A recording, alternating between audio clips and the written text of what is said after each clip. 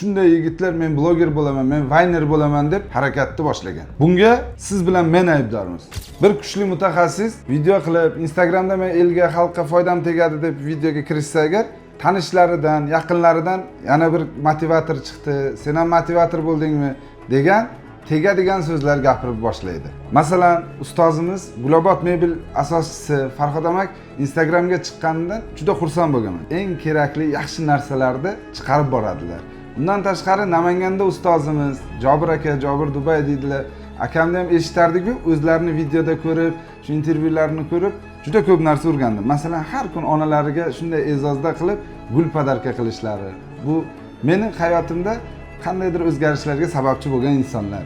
Eslay olsangiz agar, karantin paytida har xil bema'ni, har xil yomon videolar chiqib boshlagan paytida ustozlarimiz Muhammadali ustoz va ta'limga, mana shunaqangi yaxshi tarbiyaga qaratilgan videolar chiqargan ustozlarimiz kirishib boshladi va Instagram olamida boshqacha o'zgarish bo'ldi. U maydondagi odamlar esa hammasi TikTokka qarab qochdi.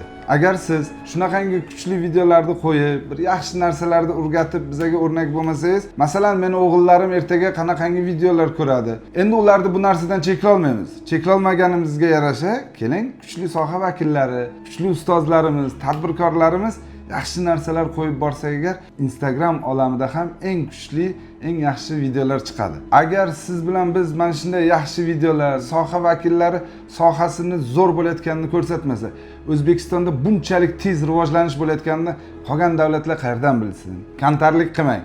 Siz bosib o'tgan yo'llarni bugun biz bosib o'tyapmiz. Agar siz shundagi xato, kamchiliklarni aytsangiz, biz tezroq, yaxshiroq yetib borishga harakat qilamiz. Hozirgi davrimiz yoshlari bilan bitta gaplashib ko'ring-da. U kuchli stomatologdir, u kuchli vrach, u kuchli o'qituvchi yoki kuchli biznesmen bo'lishi mumkindir. Lekin shunday yigitlar men blogger bo'laman, men vayner bo'laman deb harakatni boshlagan. Bunga siz bilan men aybdormiz.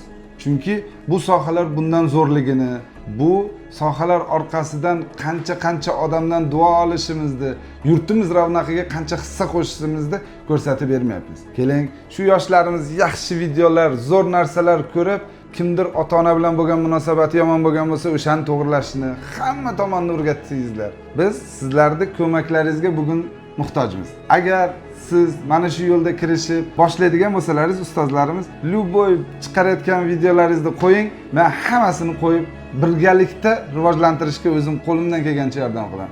O'zbekistonimizda 50% dan ziyodisi yoshlar. Shu yoshlarning kelajagiga befarq bo'lmang. Siz agar shu videoni ko'rib turgan bo'lsangiz, sizda amakingiz, tog'ingiz o'zini kasbida, tadbirkorlikda zo'r ishlar qilib qo'ygan bo'lsa, tashlab qo'ying.